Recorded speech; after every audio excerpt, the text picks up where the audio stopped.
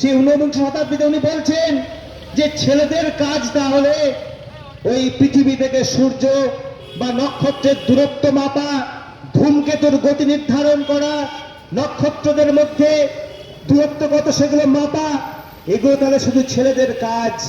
আর মেয়েদের কাজ ওই বালিশের যে ওয়ার হয়, বালিশের কভার, পিলো কভার যেটা আমরা ইংরেজিতে বলি, সেই বালিশের কভার কতটা, তার কত ইঞ্চি লম্বা হয়, তাতে কত সুতো লাগতে পারে, কত সূচ লাগতে পারে, সেই হিসেব করা তাহলে মেয়েদের কাজ। বলুন, এটা কে বলছেন? রোকেয়া সাখাওয়াত বলছেন। তারপর আবার বলছেন যে তা বলে আমি রান্না করা বা সেলাই করার কাজকে কোনো ছোট কাজ বলছি না। কিন্তু যেখানে ছেলেরা বিজ্ঞানের চর্চা করবে, রাস্তায় বেরোবে, প্রতিবাদে থাকতে পারবে, সমস্ত রকম কাজে তারা পার্টিসিপেট করতে পারবে সাহসের সঙ্গে, মেয়েরা কেন পারবে না? অবশ্যই পারতে হবে। আজকে দেখুন, রাজ্যের শাসক বলুন, কেন্দ্রের শাসক বলুন, মেয়েদেরকে তাদেরকে ঘরে ঢুকিয়ে দিতে চাইছে। কেন? যেমন করে মানুষের মধ্যে হিন্দু মুসলমান, উঁচু জাত নিচু জাতে বিভাজন সৃষ্টি করতে চাইছে শাসক, কারণ যাতে প্রতিবাদ না হয়, কোন অন্যায়ের প্রতিবাদ যাতে না হয়, সেই জন্য আমাদের সমাজে তো অর্ধেক নারী অর্ধেক নর, অর্ধেক তো মহিলা। তাহলে মেয়েরা যারা সমাজে অত্যন্ত গুরুত্বপূর্ণ ভূমিকা পালন করতে পারে, যারাই সভ্যতাকে এগিয়ে নিয়ে যেতে পারে, সেই মেয়েদেরকে যদি আমি অন্ধ কুসংস্কারের বশে বা ভয় দেখিয়ে আমি যদি বা ধর্মের নামে যদি তাকে আমি ঘরে বন্দি করে রাখতে পারি, তাহলে লাভ কার হবে? লাভ শাসকের লাভ হবে।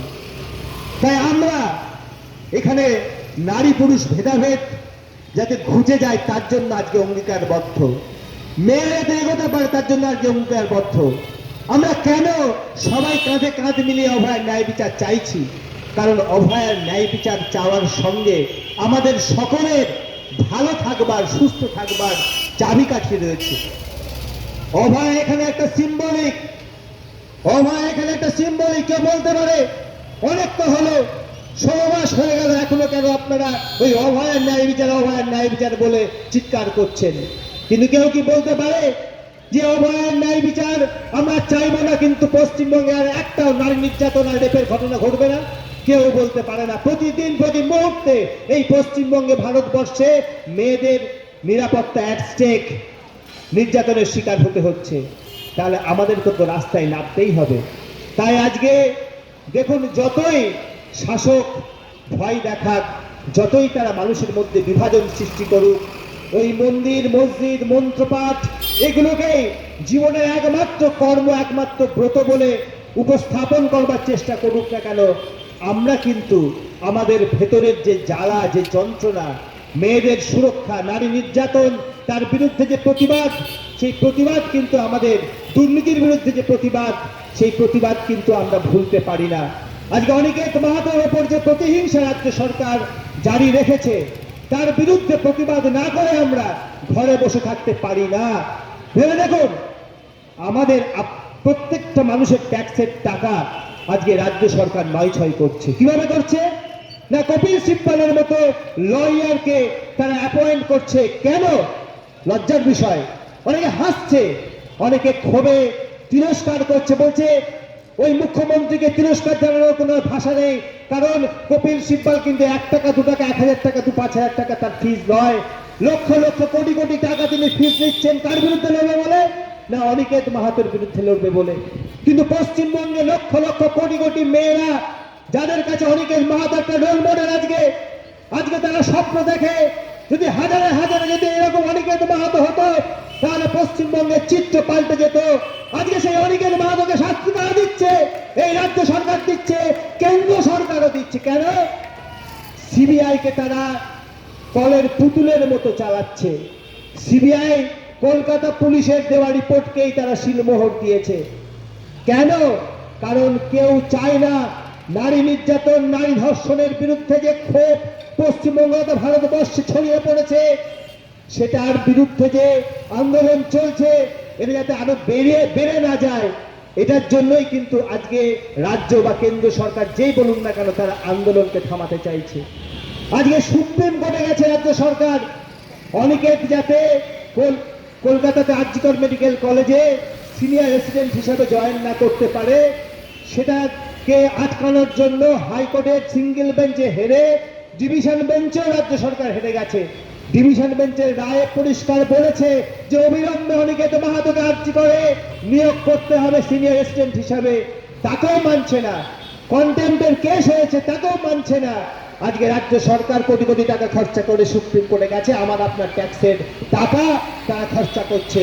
অথচ দেখুন জিনিসপত্রের দাম বাড়ছে, সেদিকে কোনো ভ্রুক্ষেপ নেই। দেখুন শিক্ষকরা চাকরি না পেয়ে পথে পথে ঘুরে বেড়াচ্ছে, সেদিকে কোনো ভ্রুক্ষেপ নেই।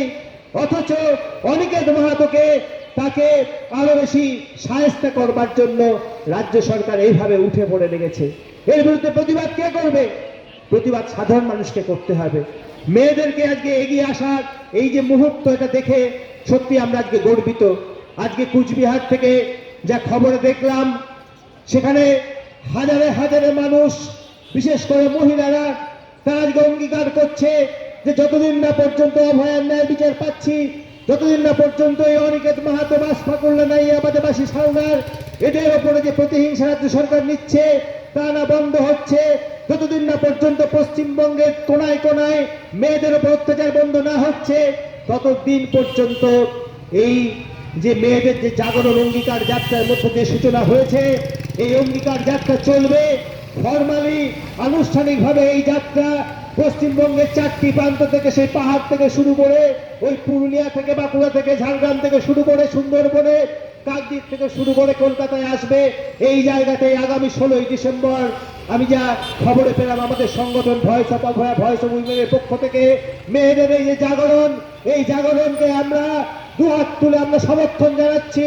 এবং আমরা পথ চলতি সমস্ত মানুষদেরকে, বিশেষ করে মহিলারা যারা আছেন, তাদেরকে বলবো যে আজকে এমন একটা সময় এসেছে, ঘরের মধ্যে বসে থাকার আজকে আর অবকাশ নেই। আপনারা এগিয়ে আসুন। কোন শাসক, কোন তথাকথিত ক্ষমতালোভী রাজনৈতিক দল কিন্তু মেয়েদের যে সমস্যা, মানুষের যে, জনগণের যে জ্বলন্ত সমস্যাটা সমাধান করবে না। একমাত্র নারী পুরুষ নির্বিশেষে যদি সংগঠিত হয়ে লড়াই করতে পারি আমরা, তবেই কিন্তু আগামী দিন এই সমাজটা সুন্দর হবে। না হলে কিন্তু নরপশুরা আজকে এই প্রশাসনের তাদের ছাতার তলায় থেকে মেয়েদেরকে এবং সমস্ত স্তরের মানুষদেরকে কুড়ে কুড়ে খাবে এবং ছিন্ন বিচ্ছিন্ন করবে। আমরা কিন্তু কোনো রকম কেঁদেও কুল পাবো না।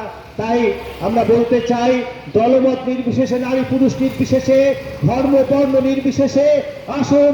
মেয়েদের যে জাগরণ সূচিত হয়েছে, যা 2024-এর 14ই আগস্ট আমরা দেখিয়ে দিতে পেরেছিলাম যে শুধু কলকাতার বুকে নয়, সারা পশ্চিমবঙ্গ, ভারতবর্ষে, এমনকি ভারতবর্ষের বাইরেও প্রায় প্রতিটি মহাদেশেই মেয়েরা জেগেছিল বলেই শাসক ভয় পেয়েছিল, এবং শাসক ভয় পেয়েছিল বলেই আরো বেশি বেশি করে অভয়ার কেসটাকে তারা চাপা দেওয়ার চেষ্টা করেছে। এমনকি তাদের দেওয়া ফরেন্সিক রিপোর্টকে পর্যন্ত সরকার মানেনি।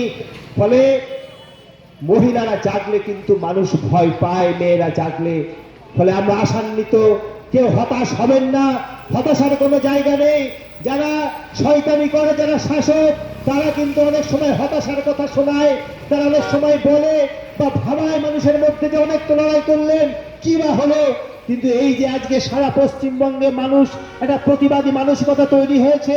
মধ্যবিত্ত, নিম্ন মধ্যবিত্ত ঘরের মেয়েরা রাস্তায় নামছে এবং মানুষ বলতে শুরু করেছে লড়াই ছাড়া কোনো পথ নেই, কোন শাসক, কোন বড় রাজনৈতিক দল আমাদের সমস্যার সমাধান করবে না। এটাই তো আজকে সবচেয়ে বড় পাওয়া। আজকে যে আমরা একটা বিরাট পরিবারের মধ্যে আবদ্ধ হয়েছি, পশ্চিমবঙ্গের যেখানেই যান না কেন, আপনারা যদি বলেন যে আমি আর্যিকর আন্দোলনের একজন সৈনিক, তাহলে দেখবেন কত মানুষ আপনাকে বুকে জড়িয়ে ধরবে। এই যে একটা আত্মীয়তার বন্ধন, এই যে একটা পারস্পরিক বন্ধুত্ব সম্পর্ক, আমি বিভিন্ন জায়গায় গিয়েছি, সেখানে অনেক মহিলারা বলেছে আমি আগে 1 বছর 1.5 বছর আগে পাশের বাড়ির মহিলাকে বা পাশের বাড়ির ভদ্রলোককে আমরা চিনতাম না, কিন্তু এই আন্দোলন আমাদের মধ্যে একটা বন্ধুত্বের পরিবেশ, আমাদের মধ্যে একটা সুসম্পর্ক তৈরি করেছে।